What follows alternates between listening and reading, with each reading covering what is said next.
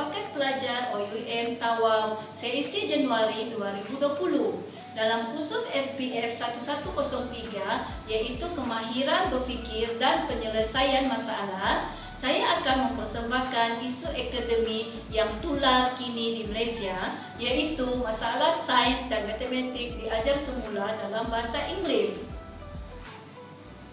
Masalah sains dan matematik diajar semula dalam bahasa Inggeris merupakan isu akademik yang hangat diperkatakan pada masa kini oleh berbagai pihak.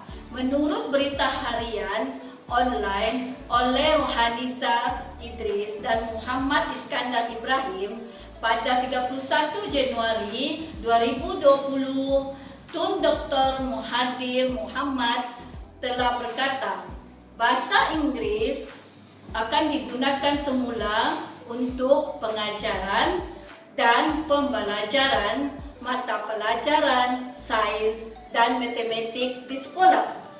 Penggunaan dan penguasaan bahasa Inggeris dalam sistem pendidikan perlu terus digalakkan, terutama dalam pembelajaran sains dan matematik. Ia merupakan isu berulang di mana pengajaran dan pembelajaran sains dan matematik dalam bahasa Inggeris diperkenalkan pada tahun 2003 ketika Tun Dr. Mahathir Mohamad menjadi Perdana Menteri keempat. Mari kita saksikan video ini. In the development of our country, and plus this Tun Dr. Mahathir Mohamad berkata bahasa Inggeris akan digunakan semula untuk pengajaran dan pembelajaran mata pelajaran sains dan matematik di sekolah. Perdana Menteri berkata penggunaan dan penguasaan bahasa Inggeris dalam sistem pendidikan perlu digalakkan terutamanya dalam pembelajaran sains dan matematik. Bagaimanapun Dr. Mahathir yang memaku jawatan Menteri Pendidikan tidak menjelaskan bila bahasa Inggeris akan digunakan semula dalam pengajaran dua subjek berkenaan.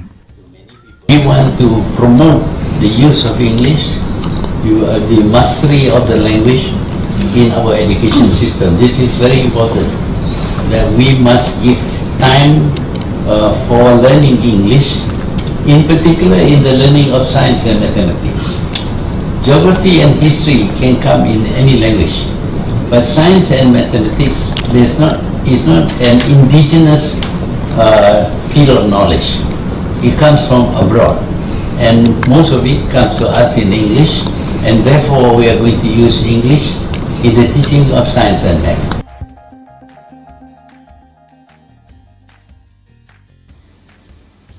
Namun, dasar ini menimbulkan bantahan dan dimaksudkan pada 2013 sebelum Kementerian Pendidikan memperkenalkan Dasar Dual Language Program DLP pada tahun 2016.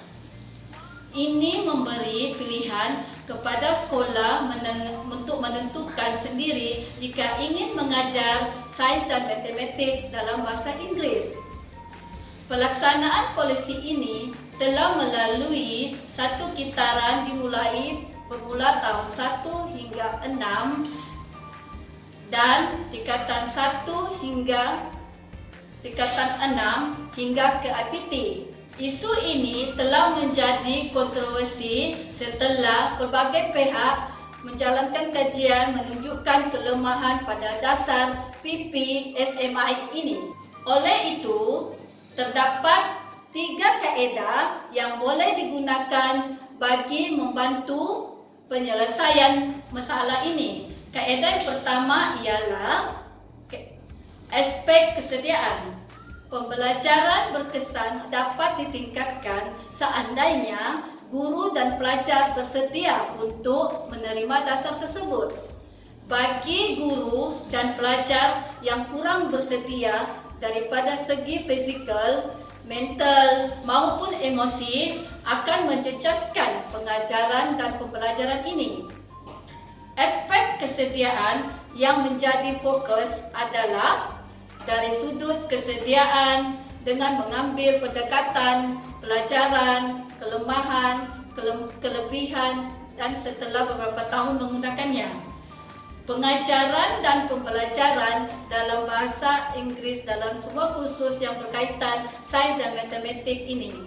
Hasil kajian juga menunjukkan bahawa pelajar perempuan tidak didapati lebih bersedia daripada pelajar lelaki, walaupun nilai perbezaan tidak disignifikan. Sementara itu, pelajar yang mengikuti aliran STPM sebelum memasuki UiTM atau IPT mempunyai tahap kesediaan, manakala aspek yang kedua pula ialah aspek minat. Penyelesaian daripada aspek minat ialah daripada sudut keinginan, kesukaan dan kecenderungan guru dan pelajar dalam mengajar dan menerima pembelajaran yang berkaitan dengan sains dan matematik. Daripada aspek pelajar perempuan jauh lebih berminat terhadap proses pengajaran dan pembelajaran sains dan matematik dalam bahasa Inggeris. Pelajar berharap bahawa pensyarah dapat menjalankan pengajaran dalam dewi bahasa walaupun ini merupakan satu isu yang bukan baru dalam sistem pendidikan di luar negara, tetapi di Malaysia ia memerlukan satu polisi yang formal untuk melaksanakan dewi bahasa secara teratur dan sistematik. Ibu bapa dan keluarga harus memainkan peranan dalam memberikan pengajaran bahasa Inggeris. Pelajar agak kurang berkomunikasi dalam bahasa Inggeris dengan pensyarah dan rakan. Pelajar perempuan jauh lebih berminat terhadap proses pengajaran dan pembelajaran sains dan matematik dalam bahasa Inggeris dengan kadar yang dibuat kajian. Pelajar-pelajar dari fakulti dan mereka telah mengikuti program matrikulasi pula didapati mempunyai minat yang tinggi kepada proses pengajaran sains dan matematik dalam bahasa Inggeris. Manakala penyelesaian kaedah yang terakhir pula ialah daripada aspek keyakinan. Salah satu lagi aspek dalam menghadapi proses pembelajaran berkaitan dengan sains dan matematik dalam bahasa Inggeris adalah keyakinan, kepercayaan dan kesungguhan atau kepastian untuk menentukan kejayaan dalam menguasai ilmu sains dan matematik dalam bahasa Inggeris. Pelajar bersetuju untuk guru memberi bantuan jika menghadapi masalah dalam pembelajaran sains dan matematik dalam bahasa Inggeris, dan kaedah pengajaran yang digunakan mudah difahami.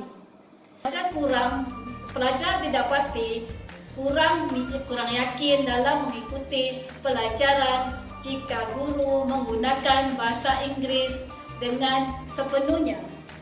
Kebolehan pelajar menjawab soalan-soalan dalam bahasa Inggeris pula perlu diberi perhatian sepenuhnya dan sewajarnya. Dalam aspek keyakinan, walaupun nilai perbezaan tidak ditentukan, pelajar perempuan masih mendahului pelajar lelaki dalam tahap keyakinan mereka. Perbandingan antara fakulti mendapati pelajar dari kejuruteraan mekanikal mempunyai tahap yang rendah dan juga paling kecil jika dibandingkan dengan fakulti yang lain.